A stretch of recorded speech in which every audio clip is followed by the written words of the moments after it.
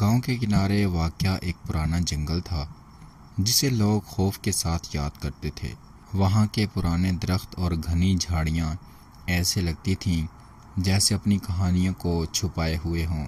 گاؤں والے اکثر کہتے کہ رات کے وقت اس جنگل میں چڑیل نمودار ہوتی ہے جو راہگیروں کو بہکاتی ہے اور خوفزدہ کر دیتی ہے، مگر احمد جو گاؤں کا نوجوان تھا ہمیشہ ایسے قصوں کو فضول سمجھتا تھا۔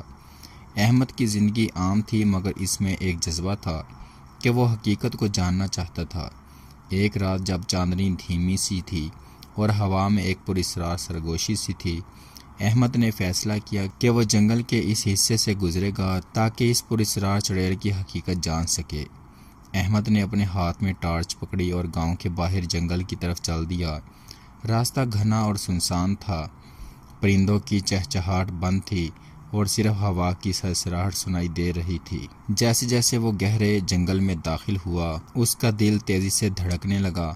اچانک اسے ایک سنسان اور خستہ حال گھر دکھائی دیا جس کے بارے میں گاؤں والے کہتے تھے کہ وہی چڑیل کا ٹھکانہ ہے۔ احمد نے گھبرا کر نہیں بلکہ ہمت کر کے اس گھر کی جانب قدم بڑھایا۔ دروازے پر پہنچ کر اس نے دھیرے سے ہاتھ بڑھایا اور دروازے کو دھکا دیا جو زور سے کھل گیا۔ اندر سے سرد ہوا کا جھونکا باہر آیا اور گھر کا ماحول اور بھی خوفناک ہو گیا۔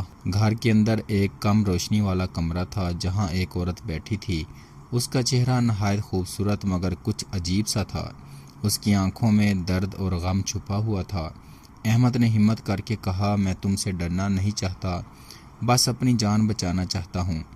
وہ عورت مسکرائی اور بولی، میں وہ چڑیل ہوں جسے لوگ صرف خوف کی علامت سمجھتے ہیں، مگر میرا دل بھی انسانوں کی طرح دھڑکتا ہے۔ کیا تم میری کہانی سننا چاہو گے؟ احمد نے سر ہلایا اور بیٹھ گیا۔ چڑیل نے اپنی کہانی سنانی شروع کی۔ وہ کبھی ایک خوبصورت لڑکی تھی جسے لوگ پیار کرتے تھے، مگر ایک دن ایک جادوگر نے اسے بلا وجہ اپنے ظلم کا نشانہ بنایا۔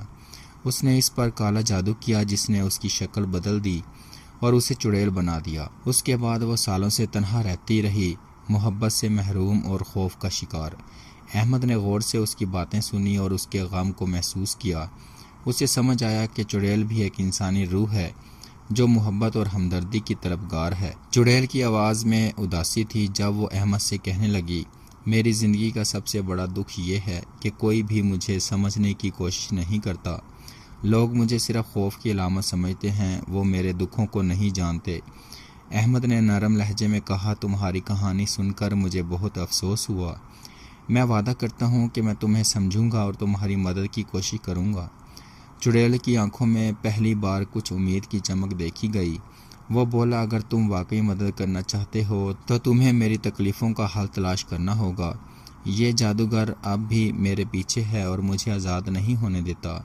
احمد نے کہا، میں تمہارے ساتھ ہوں، ہم مل کر تمہاری آزادی کا راستہ ڈھونڈیں گے۔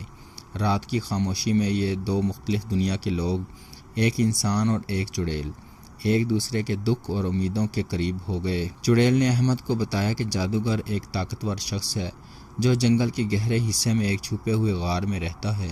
وہ جادوگر کبھی بھی اپنے جادو کے راز کسی کو نہیں بتاتا اور اس کی طاقت کو کمزور کرنا آسان نہیں۔ احمد نے ٹھان لیا کہ وہ چڑیل کی مدد کے لیے ہر ممکن کوشش کرے گا۔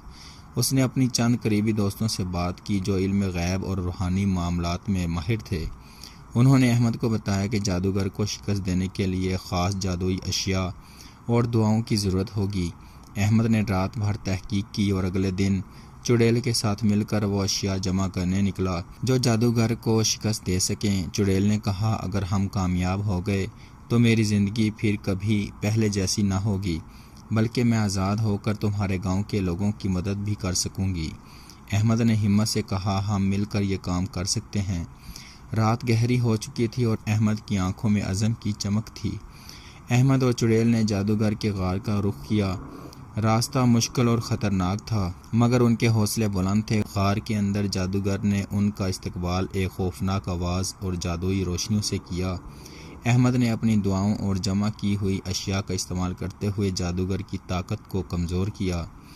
چڑیل نے بھی اپنی چھپی ہوئی طاقتوں کو جگایا اور جادوگر کے خلاف لڑائی میں احمد کا ساتھ دیا۔ کئی لمحے کی سخت جدوجہد کے بعد جادوگر کی طاقت ختم ہو گئی اور وہ غار میں قید ہو گیا۔ چڑیل پر لگے جادو کا اثر ختم ہو گیا اور وہ اپنی اصل صورت میں واپس آ گئی۔ صبح کی پہلی کرن کے ساتھ چڑیل نے احمد کا شکریہ ادا کیا اور کہا، تم نے میری زندگی بدل دی، میں اب آزاد ہوں اور اپنے گاؤں کے لوگوں کی مدد کروں گی۔ احمد نے مسکرا کر کہا، ہم سب کو ایک دوسرے کا ساتھ دینا چاہیے، چاہے وہ انسان ہو یا جادوئی مخلوق۔ چڑیل نے وعدہ کیا کہ وہ گاؤں کے لیے خیر و برکت لے کر آئے گی۔ اس کے بعد وہ جنگل کی گہرائیوں میں غائب ہو گئی، لیکن احمد کے دل میں ہمیشہ کے لیے ایک نئی روشنی اور محبت رہ گئی۔